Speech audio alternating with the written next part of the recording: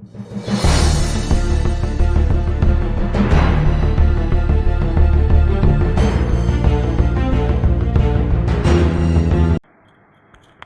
Morning students. आज हम बात करेंगे laws of reflection on the basis of Huygens wave theory. ठीक है, तो जैसा कि आप देख रहे हैं यहाँ पर एक फिगर दिया हुआ है, तो ये आपको देख रहे हैं कि एक्स वाई एक रिफ्लेक्टिंग सरफेस है। ये एक्स वाई क्या है? रिफ्लेक्टिंग सरफेस है। आप देखेंगे कोई लाइट आ रही है आपकी, यहाँ से इंसिडेंट हो रही है, इस पॉइंट पर यहाँ से आ रही है, ये इंसिडेंट रेज हैं। तो उनके रास्ते में आप देख रहे हैं कि एक परपेंडिकुलर, उनसे प्रोपगेशन के परपेंडिकुलर एक लाइन खींचा हमने। इसको बोलते हैं हम वेव फ्रंट। कौन सा वेव फ्रंट बोलते हैं? इंसिडेंट वेव फ्रंट बोलते हैं। ठीक है, इसी तरह से सबसे पहले कौन टकराएगा? तो बी बता रहा है कि हाँ बी पॉइंट पर टकराएगा, और जो ए वाला है ये जाकर के सबसे लास्ट में सी पॉइंट की ओर हिट करेगा। उसके बाद रिफ्लेक्शन होगा। रिफ्लेक्शन होने के बाद फिर पैरेलल दोनों चलना प्रारंभ कर देंगे। ठीक है, तो आप देखेंगे कि जो इनके परपेंडिकुलर एक लाइन खींचते हैं, तो ये क्या है? ये रिफ्लेक्टेड वेव फ्रंट है। ठीक है, रिफ्लेक्टेड वेव फ्रंट है। ठीक है, तो इस प्रकार समझ में आता है। तो इसे बनाने का मेथड क्या है? तो सबसे पहले हम देखेंगे एक रिफ्लेक्टिंग सरफेस बनाते हैं, दो पैरेलल रेज आती हैं, और हम देखते हैं कि सबसे पहले कौन हिट करता है? बी पर इंसिडेंट होता है। अब देखते हैं कि वहाँ से एक परपेंडिकुलर ड्रॉप कर देते हैं इस पर, दूसरे वाले रे पर। ये 90 डिग्री का एंगल बना रहा है। अब उसके बाद हम क्या करते हैं? यहाँ से देखते हैं इसे कितनी दूरी ट्रेवल करता है, उसे आप देखते हैं कितना टाइम लेता है, टी टाइम लेता है, किस स्पीड चलेगा? Small C speed. Small C मतलब वेलोसिटी, स्पीड ऑफ लाइट। ठीक है भाई, तो सी टी डिस्टेंस कवर करेगा। इसी ए सी को हम क्या मान करके?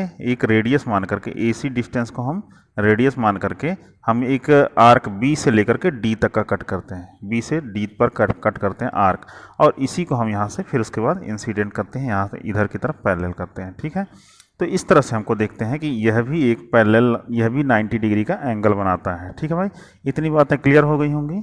अब इसकी हम डिस्क्रिप्शन यहाँ पर डिस्क्राइब करने जा रहे हैं, तो देखेंगे धीरे धीरे कि क्या डिस्क्राइब कर रहे हैं। तो as shown in figure, consider a plane wave front A B. ठीक है, plane wave front A B आपने यहाँ कंसीडर किया था। On the plane reflecting surface X Y, किस पर रिफ्लेक्ट हो रही थी? वो एक्स वाई प्लेन पर। Both wave front and the reflecting surface being perpendicular to the plane to the paper. ये जो है पेपर के परपेंडिकुलर डायरेक्शन में है। अब आप देखेंगे क्या होगा कि हमें क्या क्या निकालनी है। तो देखते हैं कि ए से लेकर के सी तक की जो डिस्टेंस है, ए सी इज इक्वल टू किसके होना चाहिए? बी डी, क्योंकि आपको पता है दोनों को आर्क लेके काटा गया था, बी डी। ठीक है भाई, ये कितनी दूरी होनी चाहिए? स्पीड कितनी है? सी है, और टाइम कितना लग रहा है? टी। तो ये आपको बातें समझ में आ गई इन ट्रायंगल्स के बीच में। ठीक है भाई, फिर उसके बाद आप देखेंगे बी सी जो है दोनों में कॉमन है। क्या है? B C is equal to B C. दो ट्रायंगल बनेंगे तो उसमें दोनों में क्या होगा? कॉमन होगा। ठीक है, कॉमन। ठीक है भाई, अब उसके बाद देखते हैं दो ट्रायंगल ये, फिर उसके बाद देखते हैं कि angle B A C, angle B A C is equal to angle B D C, angle B D C is equal है, क्योंकि बिकॉज बोथ आर 90 डिग्री। ठीक है भाई, 90 डिग्री हो गए। इस तरह से आप कहेंगे कि ट्रायंगल बी ए सी और B D C both are congruent. ठीक है, तो कॉन्ग्रुएंसी को फॉलो करते हुए कि triangle B D C is congruent to triangle B A C, triangle B A C. इस प्रकार से हम प्रूफ कर लेंगे कि ये दोनों जब कॉन्ग्रुएंट हो गए, तो हम फिर देखेंगे कि यह एंगल भी इस एंगल के इसके बराबर होगा। तो हम कहेंगे A B C, angle A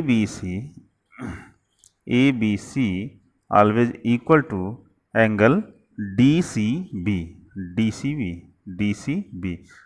These angles are known as small I and this angle is known as small r।